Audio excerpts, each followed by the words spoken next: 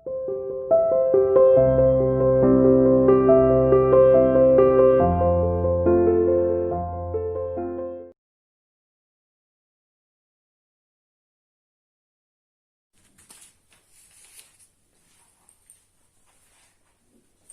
बेटा, कक्षा 10वीं में हम रस की दोहराई कर रहे थे, तो आज हम रस नंबर 9 पढ़ेंगे।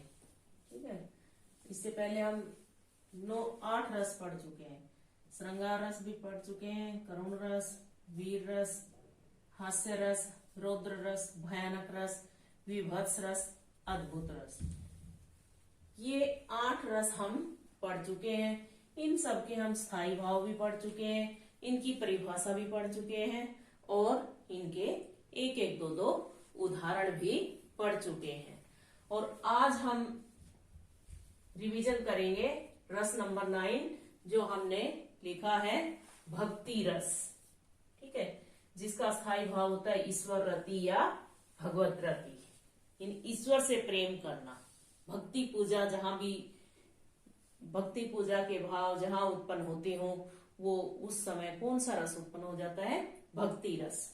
ठीक है, तो इसकी परिभाषा देखिए कि जहां ईश्वर प्रेम का भाव रस के अवयवों से परिपुष्ट होकर, उत्पन्न होकर रस रूप में परिणत होता है, व्यक्त होता है। परिणत का मतलब होता है व्यक्त होता है, वहां भक्ति रस होता है। अब भक्ति रस के उदाहरण बहुत ही आसान है। एक तो आपका जो पहला काव्य भाग का जो पहला ही लेसन है, सूरदास के पद, उसमें दिया हुआ है हमारे हरि हारिल की लकड़ी। तो वो क्या है? वहां भक्ति रस है। गोपियां श्री कृष्ण की भक्ति करती हैं। ठीक है, तो उसको हम वो वाला जो उदाहरण लिख देंगे, वो हमारा क्या होगा?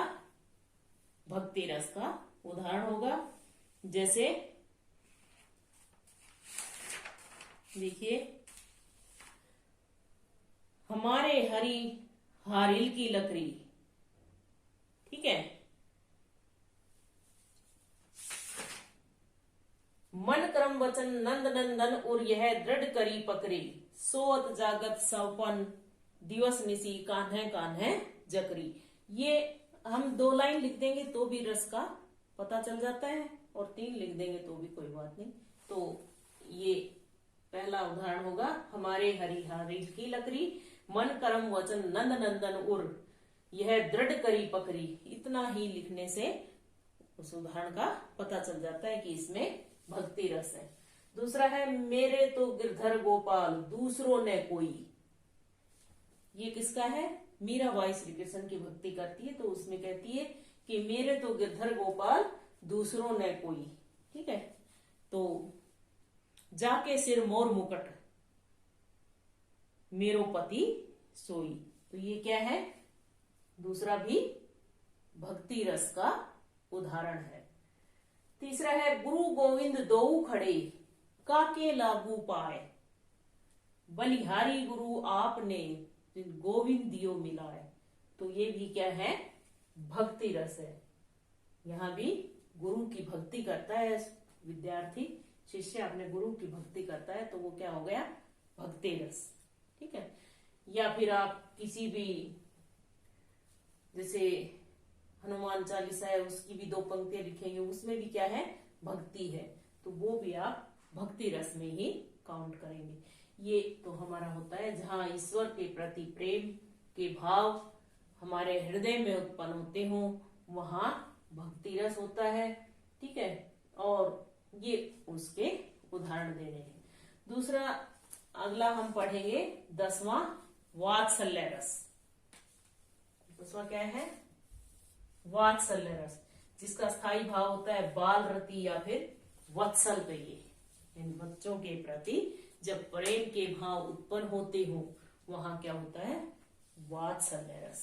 यानी जहां श्री कृष्ण और यशोदा का वर्णन जहां भी किया गया हो, वो क्या होगा? वात्सल्य रस। अगर ऐसी कोई भी पंक्तियां आती है जहां श्री कृष्ण और यशोदा का वर्णन है, तो वहां वो वात्सल्य रस होगा, क्योंकि वो श्री कृष्ण से बहुत प्रेम करती हैं, तो वो हमेशा उन पंक्तियों में हमेशा वात्सल्य रस की परिपुष्टि होती है। ठीक है, तो इसके उदाहरण देखिए वात्सल्य रस के। बाल दशामुख निरखी जसोदा पुनी पुनी बंद बुलावती, अंचरा तरले ढाकी सूर के प्रभु को दूध पियावती। ये किसका है? वात्सल्य रस का उदाहरण। और जो हमने लिखा है वो क्या लिखा है? देख यशोदा शिशु के मुख में सकल विषयों की माया, क्षण भर को वह बनी अचेतन, हिल न सकी कोमल काया। तो ये भी किसके लिए है? श्री कृष्ण और यशोदा के लिए ही है। तो इसमें भी क्या होगा? वात्सल्य रस। ठीक है। और एक आपकी जो किताब में काव्य भाग में दिया हुआ है दंतुरित मुस्कान, उसमें भी क्या है?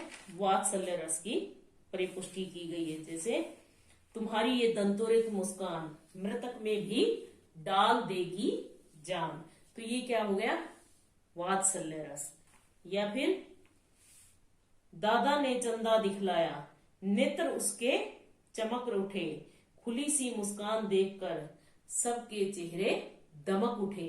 इसमें भी क्या है?